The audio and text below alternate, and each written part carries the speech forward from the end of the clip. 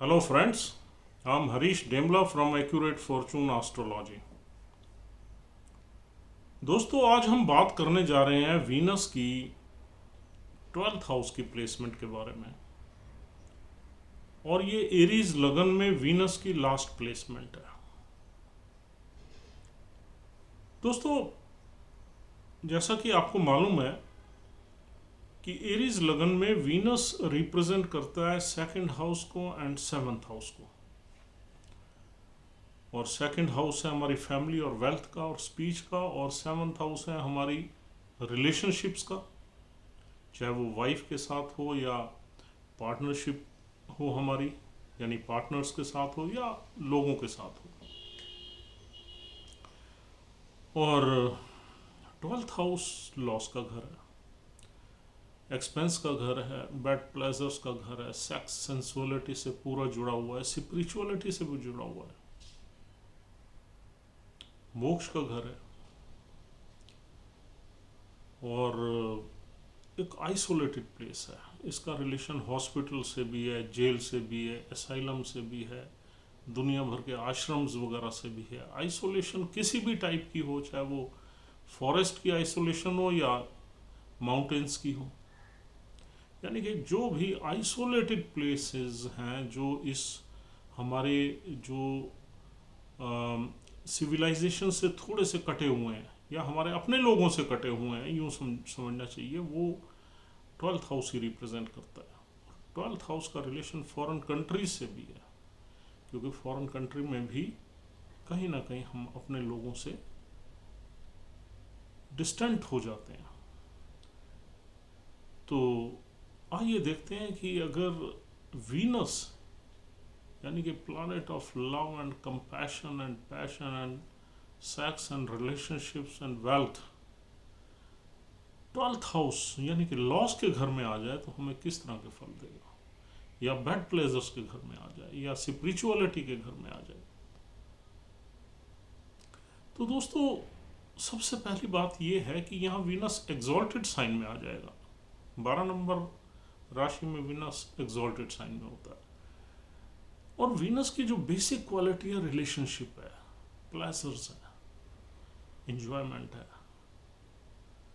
और पाइसेस में आके वीनस जो है ये एक ऐसी दुनिया में आ जाता है जहां ये इंजॉय करता है, क्योंकि this is the basic quality of Venus. और वीनस को खुशी कहाँ मिलती है? रिलेशनशिप्स में मिलती है, प्लेजर्स में मिलती है। और लेकिन ये आइसोलेटेड प्लेस है, ये सीक्रेटिव प्लेस है ये। तो यहाँ पर कहीं ना कहीं ये डर रहता है कि इंसान के सीक्रेट रिलेशनशिप्स चलेंगे। और फिर इस चार्ट में तो वीनस आपकी वाइफ का भी लॉर्ड है या आपके हस्बैंड का लॉर्ड है। हस्बैंड का लॉर्ड होके 12th साइन में बैठा है, तो ये उस पर भी अप्लाई होता है। तो दोस्तों अब 12th साइन में वीनस एग्जॉल्टेड है, और एग्जॉल्टेड वीनस अच्छे भी रिजल्ट्स देता है। ऐसा नहीं है कि सारे ही बुरे रिजल्ट्स देगा, लेकिन अच्छे रिजल्ट्स तब ही देगा जब वीनस में कोई एफ्लिक्शन नहीं है। एफ्लिक्शन का मतलब यहाँ पर वीनस के साथ राहु नहीं बैठा, केतु नहीं बैठा, सैटर्न नहीं बैठा, मंगल नहीं बैठा। तो ये वीनस को एफ्लिक्ट कर देते हैं, वीनस को कहीं ना कहीं दूसरी डायरेक्शन में ले जाते हैं, गलत डायरेक्शन में ले जाते हैं ये प्लैनेट्स। तो अब अच्छे रिजल्ट्स को पहले देख लेते हैं कि यहाँ पर अगर वीनस एफ्लिक्टेड नहीं है, स्ट्रांगली बैठा हुआ है, और आपके चार्ट में मंगल की पोजीशन भी स्ट्रांग है, यानी कि लगन के स्वामी की पोजीशन भी अच्छी है, तो ये पॉजिटिव रिजल्ट्स देगा। आपकी फैमिली का कोई फॉरेन कंट्री से इनकम का योग बनाएगा, यानी कि उनका एक्सपोर्ट इंपोर्ट का कोई बिजनेस हो सकता है। आपकी वाइफ कहीं किसी फॉरेन कंपनी में काम कर सकती है, किसी एमएनसी में काम कर सकती है, उसका ट्रैवल्स वगैरह में काफ़ी जो है इंटरेस्ट होगा। और आपकी वाइफ किसी फॉरेन कंट्री से भी हो सकती है, यानी कि आपकी वाइफ का संबंध कहीं ना कहीं फॉरेन कंट्री से हो गया या किसी डिस्टेंट लैंड से हो गया। 12th हाउस से हम दूसरी दुनिया, मतलब फॉरेन कंट्री ही ज़्यादातर देखते हैं। आप शादी के बाद आपकी वाइफ आपको फॉरेन लैंड पे भी सेटल कर सकती हैं। आपकी वाइफ की इनकम अच्छी हो सकती है फॉरेन लैंड में, आप भी फॉरेन कंट्री में सेटल भी हो सकते हैं। आपके फॉरेन कंट्री में जाके प्लेजर ट्रिप्स काफ़ी लगेंगे लाइफ में, you will be fond of travelling. और आपकी फैमिली भी फॉरेन ट्रिप्स या फॉरेन विजिट्स वगैरह काफ़ी करेगी। और आपकी फैमिली फॉरेन कंट्रीज़ में कहीं जॉइंट वेंचर में या किसी इन्वेस्टमेंट्स में जाके पैसा इन्वेस्ट करके बिजनेस भी स्टार्ट कर सकती है। और 12th हाउस से अगर मंगल की पोजीशन ठीक है तो आपके जो बेड प्लेजर्स हैं, यानी वाइफ के साथ जो संबंध है वो अच्छे रह सकते हैं। लेकिन यहाँ पर ये बहुत ही सेंसिटिव प्लेसमेंट है। यहाँ पर ज़्यादातर देखा गया है कि संबंध अच्छे नहीं रहते।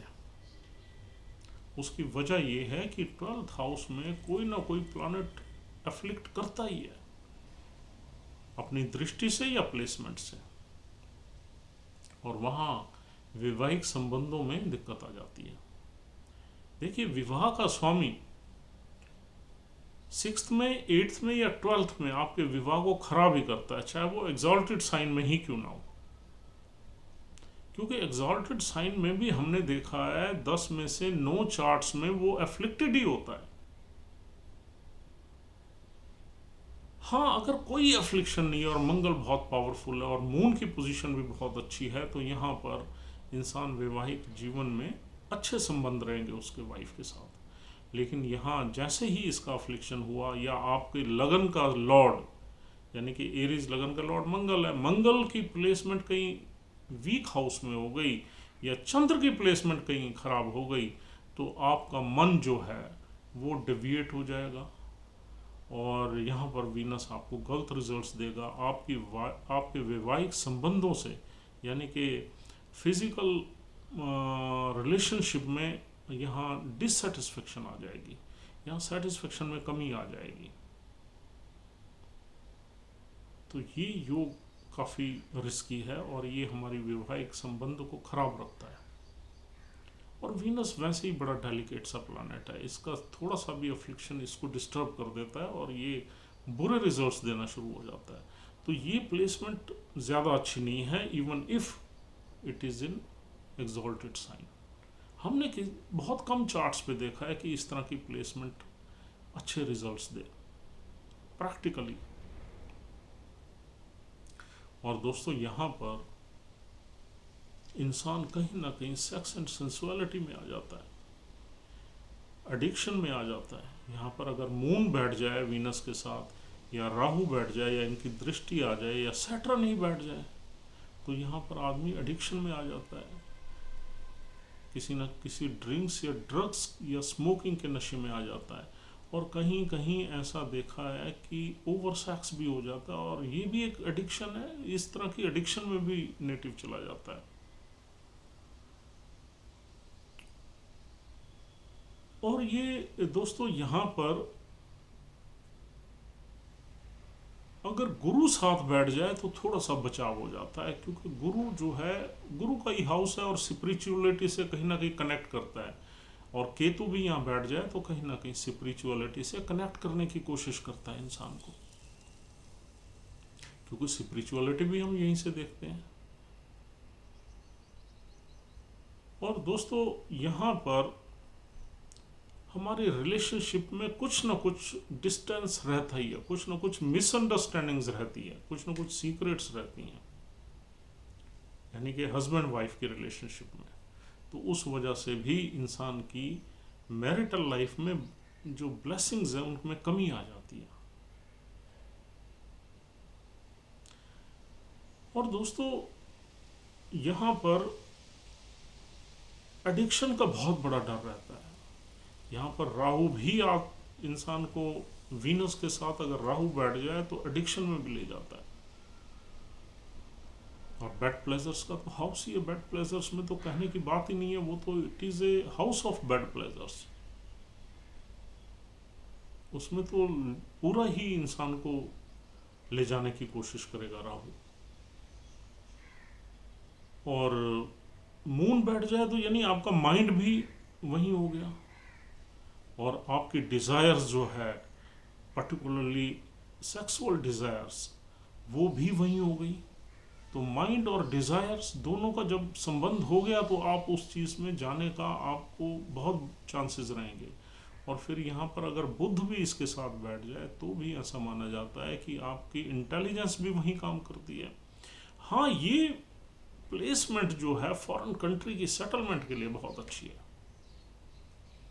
अगर नेटिव यहाँ फॉरेन कंट्री की सेटलमेंट के लिए एफर्ट्स मारे या अप्लाई करे तो वहाँ जाके वो बहुत प्रोस्पेरस हो जाएगा, पैसे वाला हो जाएगा, अच्छे पैसे कमाएगा। क्योंकि देखो, यहाँ वीनस की इस प्लेसमेंट ने आपको फॉरेन कंट्री की सेटलमेंट दे दी, और ये बहुत अच्छी प्लेसमेंट है क्योंकि एग्जॉल्टेड वीनस है। यहाँ पर वेल्थ का योग तो बनता है, लेकिन यहाँ पर वेल्थ से ज़्यादा प्रॉब्लम्स भी छुपी हुई हैं।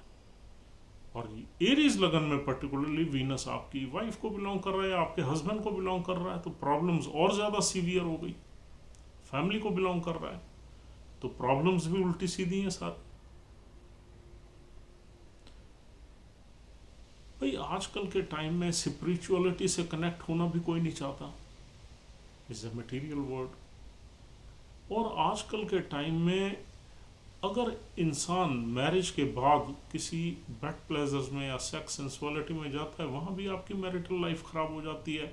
और फिर यहाँ से आपकी जो है थोड़ा सा अफ्लिक्शन आपकी फैमिली की वेल्थ को भी ख़राब कर सकता है, लॉस में जा सकता है। यहाँ सिर्फ वेल्थ का लॉस नहीं होता इस घर में, इस घर में किसी भी चीज़ का लॉस हो सकता है। क्योंकि देखो, यहाँ पर फर्स्ट हाउस हमारे सेल्फ का है, और 12th हाउस जो है हमारे सेल्फ को हमसे छीन लेता है, मतलब उसका लॉस हो जाता है। यहाँ पर एनर्जी का भी लॉस हो जाता है, एनर्जी का लॉस हो सकता है, आपके ब्रेन इंटेलिजेंस का लॉस हो सकता है, आपकी कम्युनिकेशन का लॉस हो सकता है, आपकी यानी कि वेल्थ का लॉस हो सकता है, आपकी और भी कई चीज़ें हैं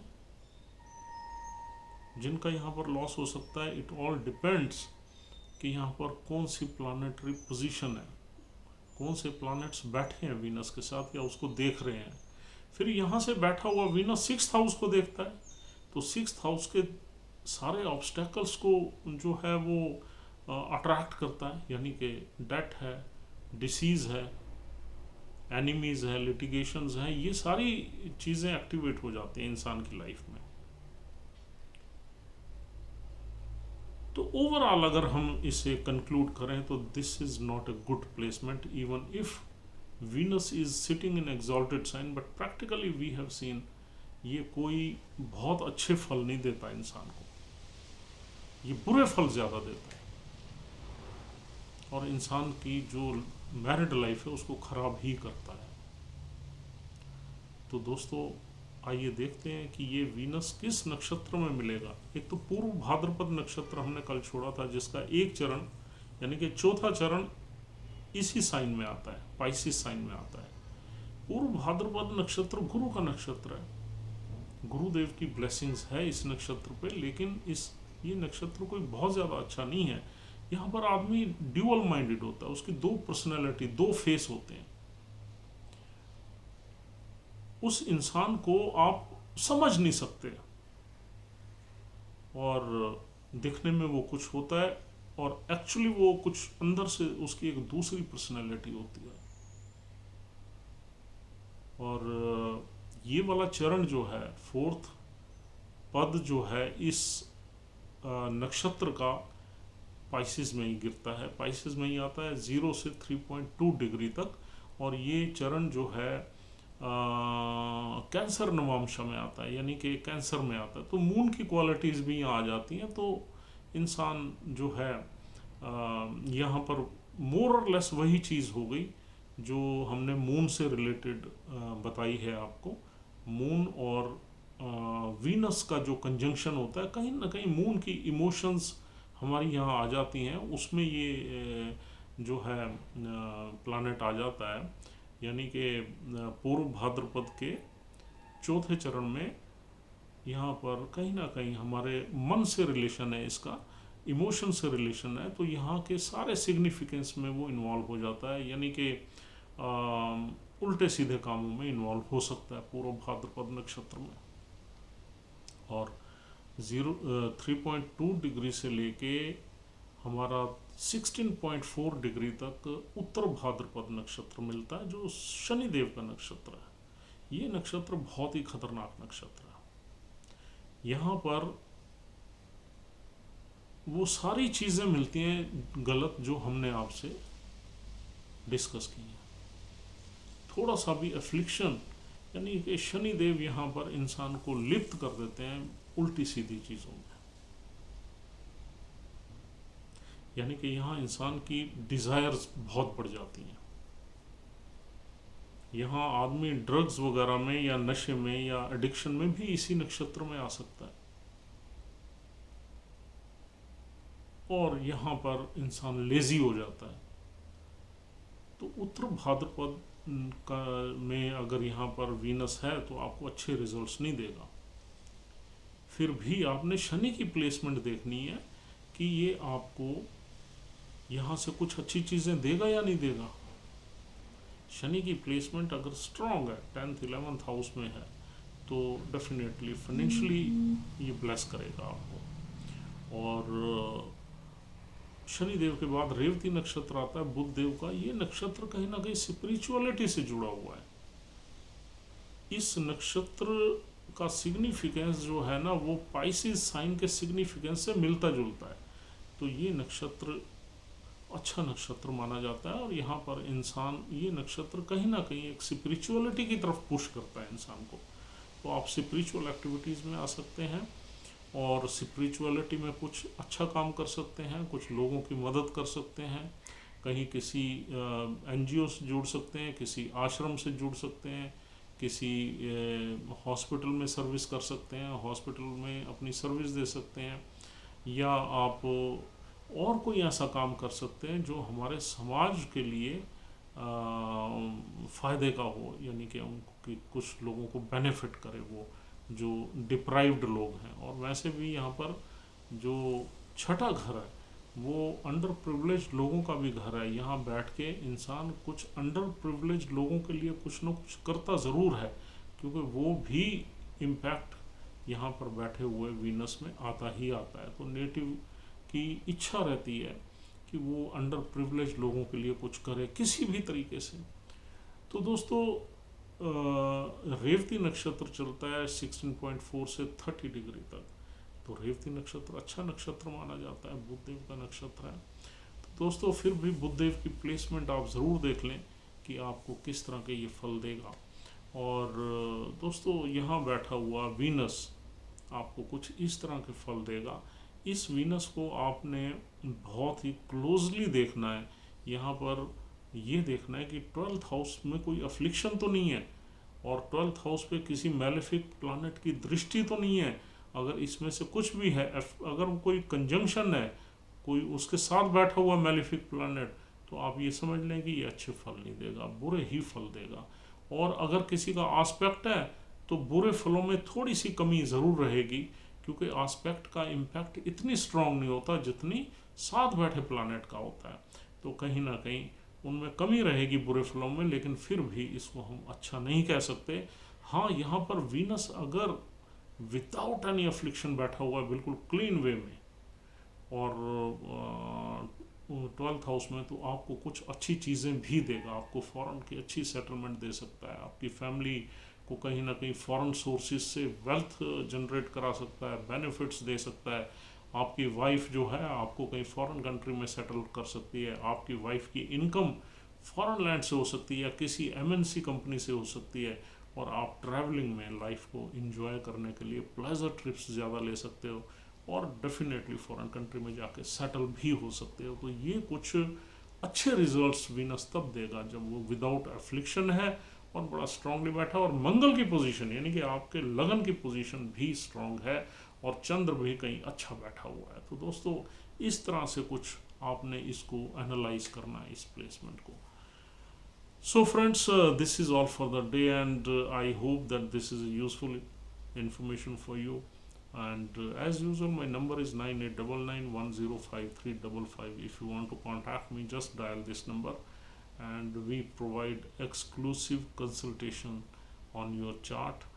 And have a good day, have a good time. Thank you very much for watching this video. Please don't forget to subscribe our channel, that is very important for us. So friends, see you soon. Thank you very much.